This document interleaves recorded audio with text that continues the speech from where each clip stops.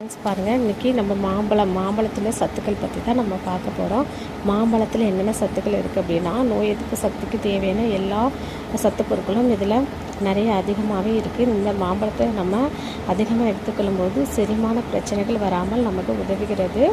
மலச்சிக்கல் பிரச்சனைகள் எதுவுமே நமக்கு வராமல் தடுக்கிறது. இதயம் ஆரோக்கியமாக இருக்கிறதுக்கு, நாடி துடுப்பு எல்லாமே நம்ம சீராக அமைவதற்கு எல்லாமே நமக்கு ஹெல்ப்ஃபுல்லாக அந்த மாம்பழம் நமக்கு உதவுகிறது. இது அதனால் நம்ம மிஸ் பண்ணாமல் இந்த மாம்பழத்தை நம்ம சாப்பிடணும்.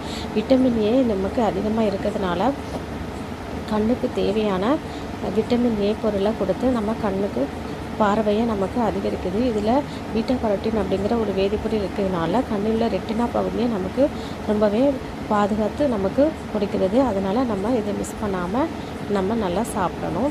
இந்த மாம்பழத்தை நம்ம சாப்பிட்றதுனால கேன்சர் செல்களை ரொம்பவே இது அழிக்கிறதுக்கு ரொம்ப ஹெல்ப்ஃபுல்லாக இருக்குது.